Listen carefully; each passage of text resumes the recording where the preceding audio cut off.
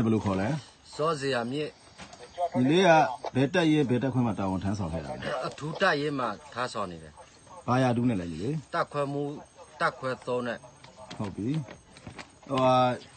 ညီလေးကတာဝန်ထမ်းဆောင်တာဘယ်လောက်ကြာပြီလဲ5-8နှစ်ပေါ့အတိအကျဆိုတော့10နှစ်ပေါ့နော်ဟုတ်ပြီညီလေးအကြီးကဲနာမည်တွေကဘာတူလဲ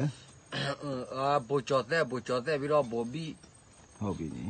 ဟုတ်ဘယ်နေ့ကနေပြီးတော့မှအခုလိုအလင်းထဲကိုပြန်ရောက်လာတယ်ညီ6ရက်နေ့တလဘဲမှာ28ဟုတ်ပြီညီအဲ့တော့ညီလေးအပါဝင်အားလုံးဘယ်နှစ်ယောက်လဲညီလေး10ယောက်နော်ဘယ်သူနဲ့ချိတ်ဆက်ရပြီညီလေးပြန်လာတာလဲတိုက်ရင်မူအောင်လေးနဲ့ထောက်ဆက်နေတိုက်ရင်မူအောင်လေးနဲ့ဟုတ်ပြီအဲ့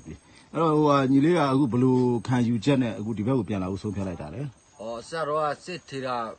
ကောမလာလို့လာမှာတော့ဒီမှာပဲပြန်လာတော့တယ်ACC ပဲပြန်လာစီကြည်တာပေါ့ဟုတ်ပြီ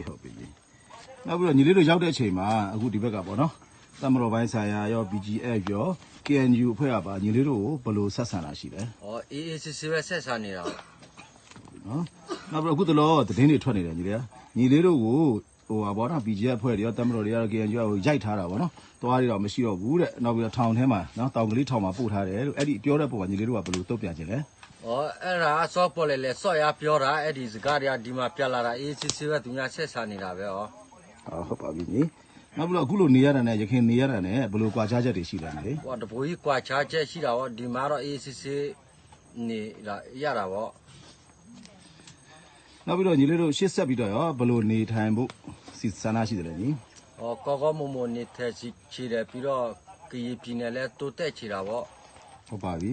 နောက်ကရင်ပြည်သူကိုရောနော်လက်ရှိအဝေးရောက်တဲ့ကရင်ပြည်သူတွေရောပြည်ထဲမှာရှိတဲ့ပြည်သူတွေရောနောက်တောထဲမှာကြံနေတဲ့ညီလေးတို့လိုညီကိုနော်တပ်ဖွဲ့ဝင်တွေကိုရောညီလေးတို့ဘာတွေဖြစ်ဆွတ်ပြီးတော့ပြောချင်တယ်လဲ